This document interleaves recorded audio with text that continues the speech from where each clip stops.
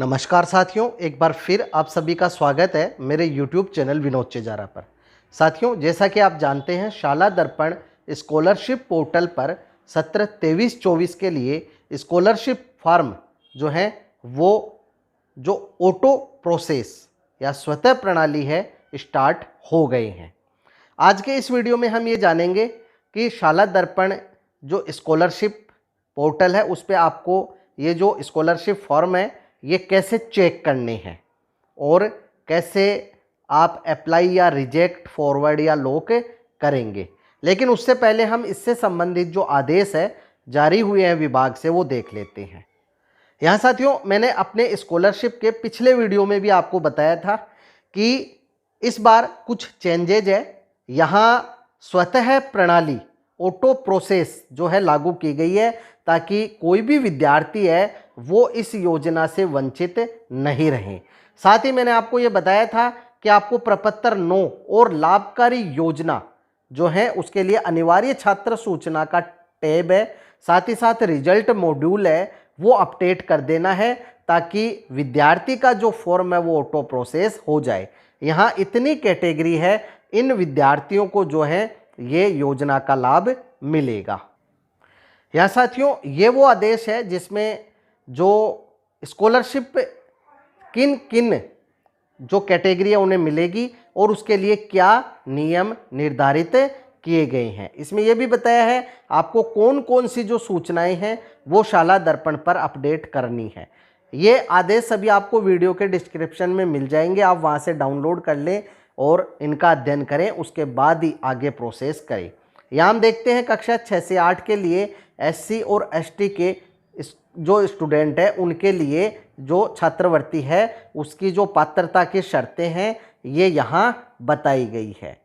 यहाँ आपको इनका अध्ययन कर लेना है अच्छी तरह से और उसके बाद ही जो है आपको स्कॉलरशिप पोर्टल पर आगे की जो कार्यवाही है वो करनी है। इसी प्रकार 6 से 8 में जो OBC के स्टूडेंट है उनके लिए क्या जो है पात्रता की शर्तें हैं, जैसे मुख्य है 2.5 लाख रुपए से अधिक आय नहीं होनी चाहिए और आय प्रमाण पत्र सक्षम स्तर से जारी होना चाहिए। अब साथियों, यहाँ आपको आय प्रमाण पत्र के बारे में मैं बता, सभी साथियों के मन में कन्फ्यूजन था कि आय प्रमाण पत्र कौन सा लेना है। तो यहाँ विभाग ने 26 जुलाई को विभिन्न प्रकार की छात्रवृत्ति योजनाओं के लिए विद्यार्थियों के जो अभिभावक है वो आय प्रमाण पत्र जो प्रस्तुत करेंगे उसका फॉर्मेट जारी कर दिया है। यहाँ जो प्रार्थी है यानी विद्यार्थी का पिता वो अपनी फ़ोटो लगाएंगे और उसे उत्तरदायी व्यक्ति से सत्यापित कराएंगे। पूरी डिटेल्स हैं वो इस फॉर्म में भरेंगे, यानी अपनी इनकम की जानकारी देंगे। ये शपथ पत्र हैं, ये भी फॉर्मेट जारी कर दिया गया है। ये जो हैं 2 उत्तरदायी जो व्यक्ति है उनसे उन्हें भरवाना होगा। अब ये जो 2 उत्तरदायी व्यक्ति जो भी हैं इनके नाम नीचे दिए गए हैं, जैसे संसद सदस्य, विधानसभा सदस्य, गजेटेड ऑफिसर, जिला प्रमुख, प्रधान, जिला परिषद सदस्य, ग्राम सेवक, पटवारी, महापौर, नगर निगम सदस्य, नगर पालिका सदस्य, PSC या CSC के चिकित्सक, BDO, सहायक अभियंता, सरकारी स्कूल कॉलेज का प्रधानाध्यापक, प्रधानाचार्य और व्याख्याता, यानी फर्स्ट ग्रेड जो भी है वो इन्हें जो है सत्यापित कर सकते हैं। तो आपको ये जो फॉर्मेट है इनकम का ये सभी विद्यार्थियों के अभिभावकों से लेना है। अब साथियों, हम चलते हैं शाला दर्पण स्कॉलरशिप पोर्टल पे और साथ ही साथ जो समस्याएं आपके सामने आ रही है उनकी भी चर्चा हम करते जाएंगे। यह हमने गूगल पर जो है शाला दर्पण सर्च करना है। यहाँ इसका जो शाला दर्पण .nic.in जो वेबसाइट है वो आपको ओपन करनी है। यहाँ अब इस पेज पर आपको नीचे आना है। नीचे आपको 2 ऑप्शन मिलते हैं, एक मिलता है स्कॉलरशिप का और जो दूसरा ऑप्शन है वो मिलता है BSP यानी बेनिफिशरी स्कीम पोर्टल का। ये आप देख सकते हैं ST बेनिफिशरी स्कीम पोर्टल, किसी पे भी आप क्लिक कर लें तो आपको ये इसी पेज पर ले जाएगा। यहाँ आपको जो स्कूल या ऑफिस लॉगिन है वो दिया जाता है। यहाँ आप जो गवर्नमेंट स्कूल या ऑफिस है वो छात्रवृत्ति की प्रगति चेक कर सकते हैं यहाँ इंचार्ज के लिए लॉगिन दिया गया है। विद्यालय का जो छात्रवृत्ति प्रभारी है वो लॉगिन करके और इन फॉर्म को चेक करेंगे, भरेंगे, रिजेक्ट या अप्लाई करेंगे। यहाँ हमें इंचार्ज पे क्लिक करना है। इंचार्ज अपनी शाला दर्पण जो स्टाफ आईडी है वो लगाएंगे। तो यहाँ साथियों लॉगिन करते समय आपको ध्यान रखना है कि जो इंचार्ज है वो अपने स्टाफ विंडो की आईडी लगाएंगे, फिर विद्यालय के शाला दर्पण की आईडी लगाएंगे और अपने स्टाफ विंडो के पासवर्ड और कैप्चा भर के लॉगिन करेंगे। तो आप बीएसपी बेनिफिशियरी स्कीम पोर्टल के होम पेज पे आ जाएंगे। यहाँ आप देखेंगे आपको 3 ऑप्शन मिलते हैं, जिसमें तीसरा जो ऑप्शन है प्री और पोस्ट मैट्रिक स्कॉलरशिप का है, यहाँ आपको क्लिक करना है। इसके बाद यहाँ से आपको 17, 23, 24 सेलेक्ट करना है और यहाँ से प्री मैट्रिक सेलेक्ट करके सबमिट करना है। यहाँ कुछ महत्वपूर्ण सूचनाएं हैं वो आपके लिए बताई गई है, जैसे प्री और पोस्ट मैट्रिक स्कॉलरशिप सिस्टम में ऑटो अप्लाई शुरू हो गया है, यानी यदि किसी स्टूडेंट का फॉर्म आप नहीं भरते हैं तो भी वो अपने आप ऑटो अप्लाई हो जाएगा, फॉरवर्ड हो जाएगा, लॉक हो जाएगा। इसलिए आपको चेक करना है, यदि कोई स्टूडेंट पात्र नहीं है तो उसे रिजेक्ट करना है। इसके बाद जो प्रतिदिन रात 10 बजे से सुबह 6 बजे तक जो पोर्टल है वो उस पर ऑटो अप्लाई सिस्टम चलेगा। जैसे आज आपके जो फॉर्म है आप देखेंगे कल, तो आपको वो सभी ऑटो अप्लाई मिलेंगे। अब यहाँ शाला दर्पण प्रभारी मैनुअल रूप से जो है आवेदन नहीं कर सकता, केवल आवेदनों की निगरानी या सत्यापन ही करना है। सभी छात्र जो पात्र हैं प्रभारी द्वारा जो है आवेदन है उनका ऑटो सिस्टम में अपने आप हो जाएगा। ऑटो अप्लाई प्रतिदिन तभी काम करेगा जब किसी विशेष योजना के लिए शेड्यूल अभी चल रहा हो। यदि किसी स्कूल प्रभारी को लगता है कि कोई आवेदन ऑटो सिस्टम द्वारा गलत तरीके से लागू हुआ है, यानी कोई विद्यार्थी पात्र नहीं है और वो ऑटो अप्लाई हो गया है, तो स्टेप 1 में आपको अप्लाई या रिजेक्ट का उपयोग करना है और उसे रिजेक्ट।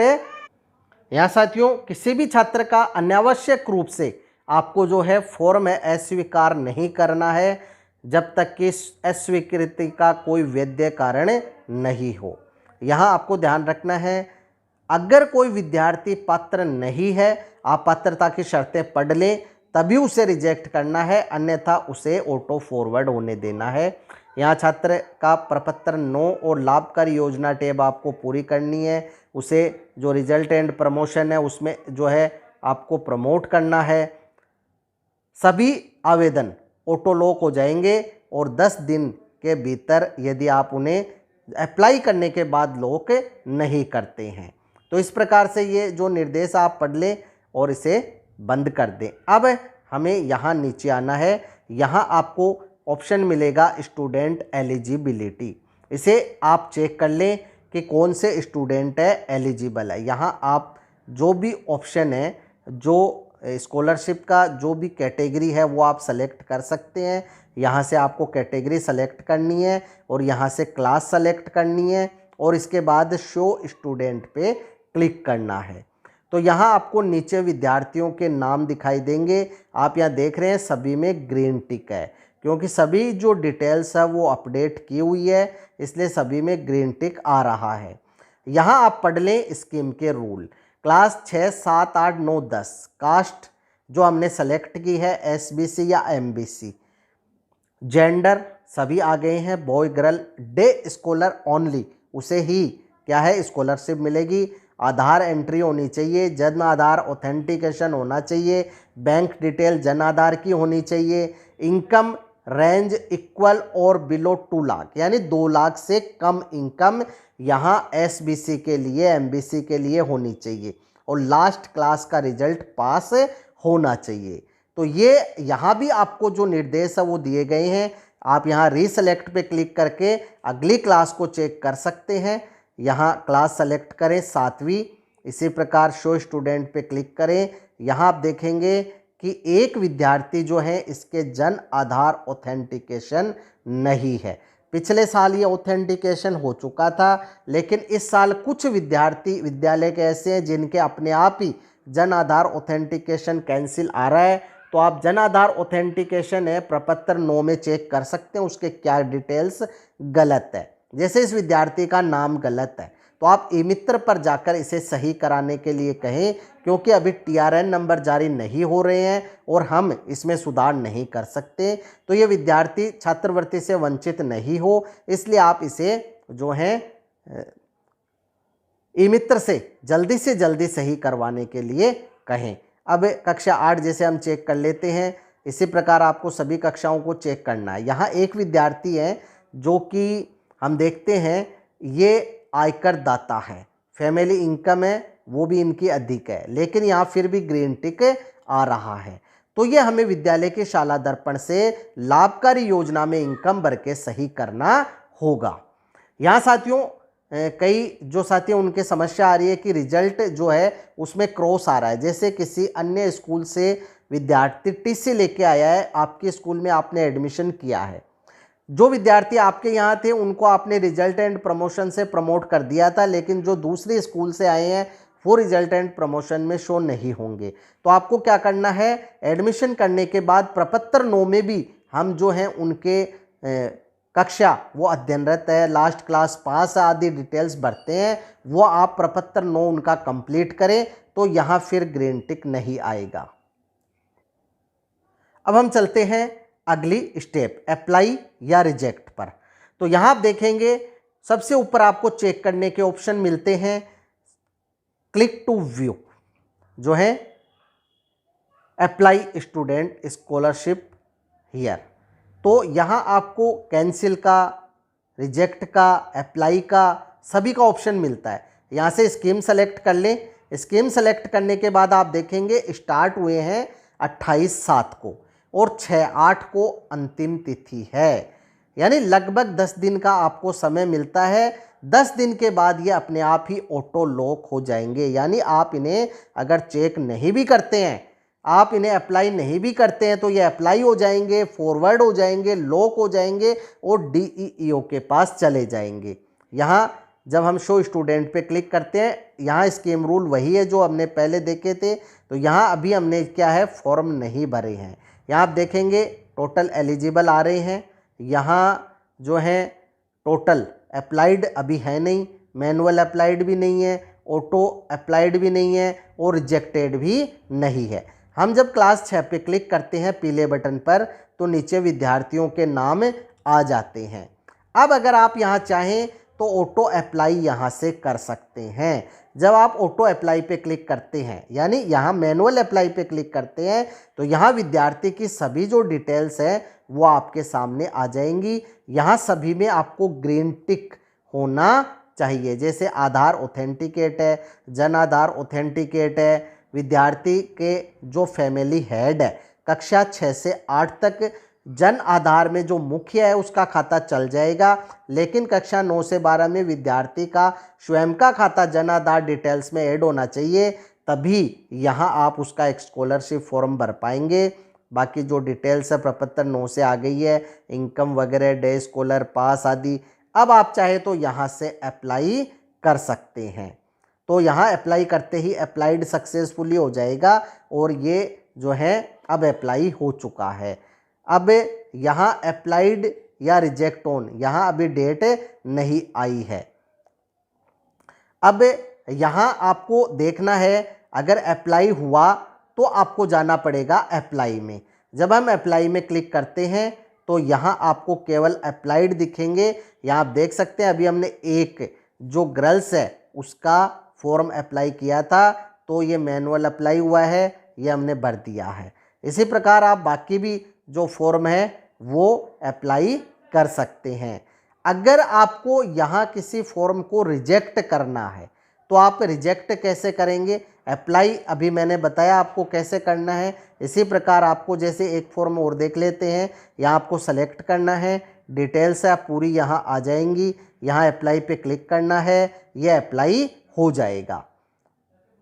इसी प्रकार आप बाकी जो फॉर्म है अप्लाई कर दें। रिजेक्ट के लिए जैसे हम देख लेते हैं, हमें एक विद्यार्थी है उसका जो फॉर्म है वो रिजेक्ट करना है।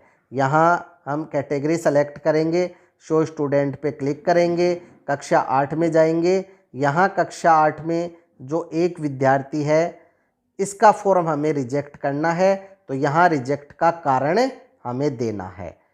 पहले हम शाला दर्पण पर इसकी जो इनकम है वो अपडेट कर देते हैं। इसके लिए हम चलते हैं शाला दर्पण पर। यहाँ हमने शाला दर्पण को लॉगिन कर लिया है। अब हमें जाना है विद्यार्थी टैब। यहाँ आपको ऑप्शन मिलेगा लाभकारी योजनाओं के लिए अनिवार्य छात्र सूचना। यहाँ क्लास आपको सेलेक्ट करनी है, सेक्शन सेलेक्ट करना है, शो स्टूडेंट पे क्लिक करना है।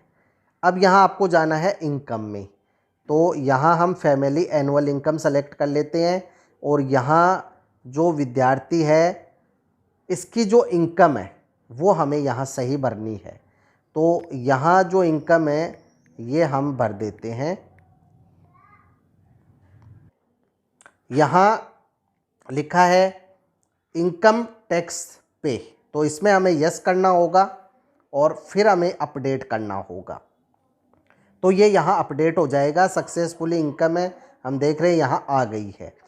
अब हम चलते हैं वापस स्कॉलरशिप पोर्टल पर और एलिजिबिलिटी में पहले हम चेक कर लेते हैं। यहाँ हमने स्टूडेंट की जो इनकम है वो अपडेट कर दी है। शो स्टूडेंट पे क्लिक करते हैं और यहाँ हम देखते हैं अब क्रॉस आ गया है। अब वापस हमें जाना है अप्लाई और रिजेक्ट में। यहाँ हमें जो कैटेगरी है वो सेलेक्ट करनी है। इसके बाद शो स्टूडेंट पे क्लिक करके और क्लास सेलेक्ट करनी है और यहाँ जो है हमें अब देख रहे हैं वो फॉर्म अपने आप ही यहाँ से हट गया है। पहले वो यहाँ आ रहा था, अब वो यहाँ नहीं आएगा, ये अपने आप ही रिजेक्ट हो चुका है। यहाँ आपको कुछ भी करने की आवश्यकता नहीं है। तो यहाँ आप यदि शाला दर्पण पर डिटेल्स सभी अपडेट कर देते हैं तो यहाँ वो फॉर्म अपने आप हट जाएंगे।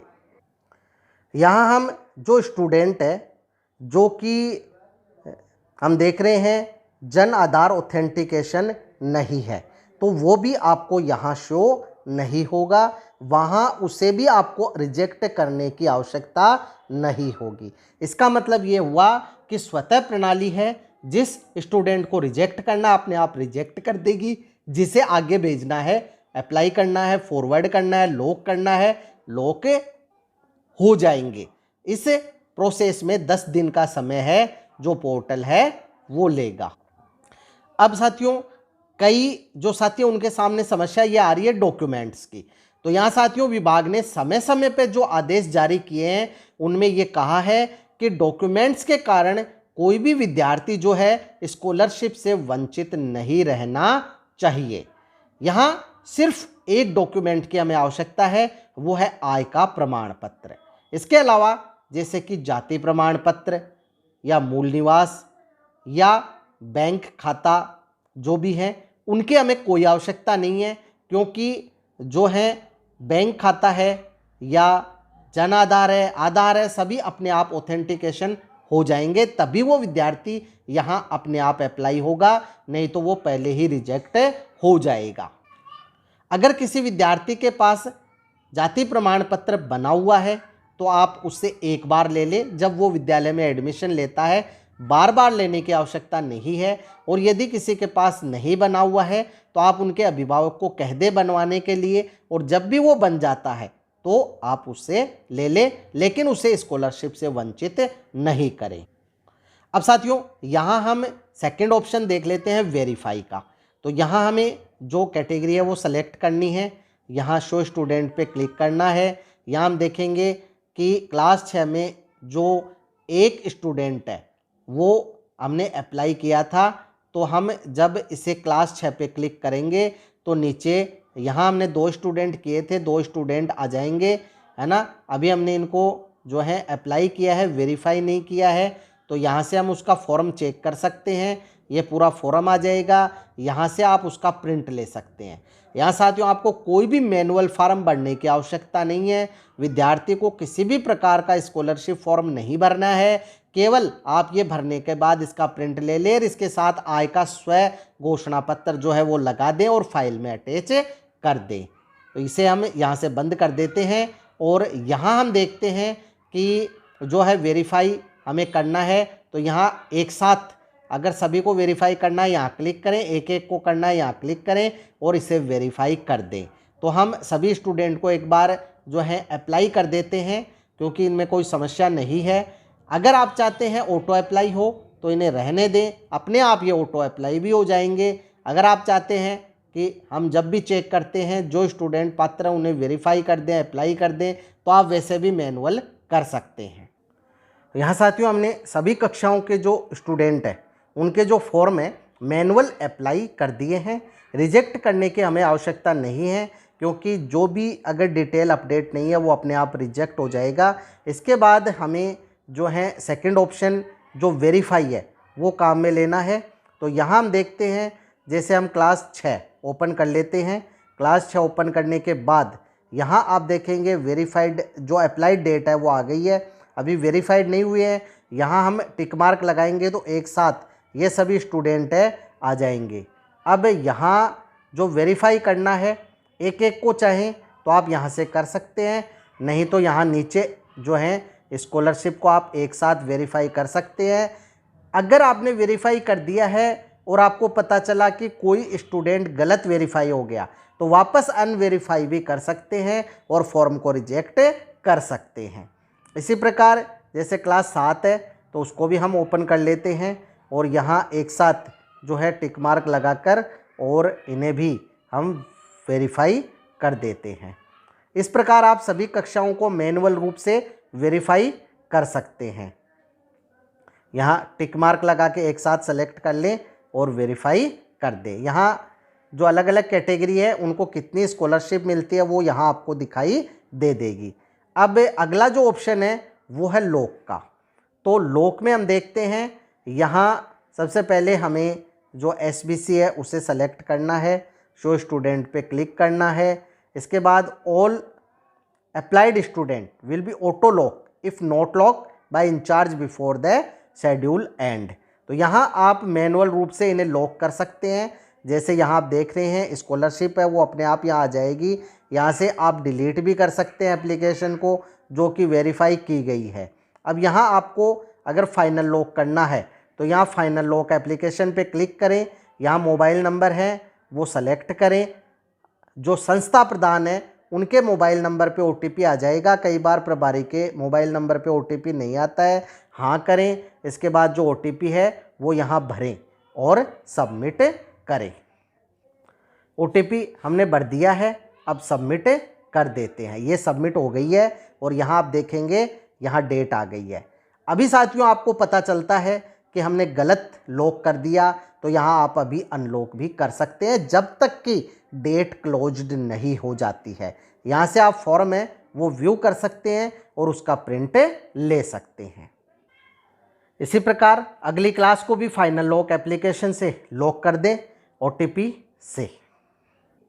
तो साथियों इस प्रकार हमने अप्लाई कर दिया, रिजेक्ट अपने आप हो ही जाएंगे, वेरीफाई कर दिया, लॉक कर दिया। अगला जो ऑप्शन है वो रिपोर्ट का है।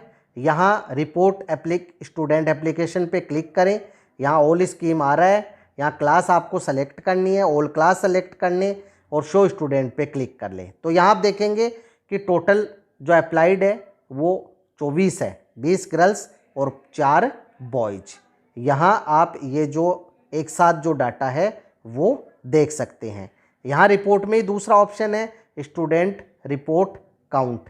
यहाँ आपको जो क्लास है वो सेलेक्ट करनी होगी, जो सेक्शन सेलेक्ट करना होगा, कैटेगरी सेलेक्ट करनी होगी और शो स्कॉलरशिप डाटा पे क्लिक करेंगे तो यहाँ आपको ये डाटा दिखाई दे देंगे।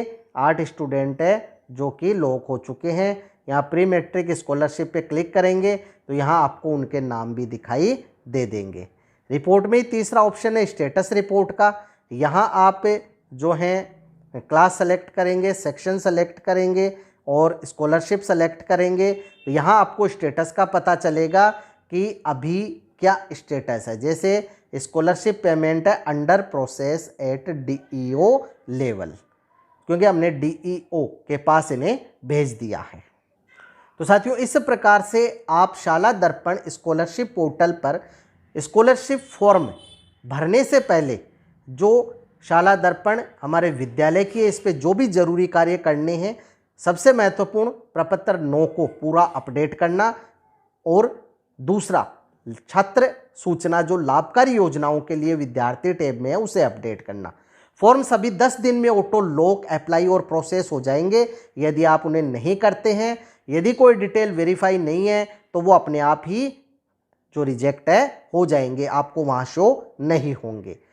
साथियों, यदि फिर भी आपके कोई समस्या आती है तो कमेंट बॉक्स में कमेंट अवश्य करें, आपकी समस्या का निश्चित ही समाधान किया जाएगा।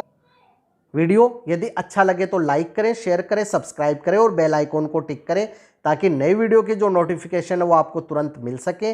इसी के साथ आप सभी का बहुत बहुत धन्यवाद और मिलेंगे अगले वीडियो में।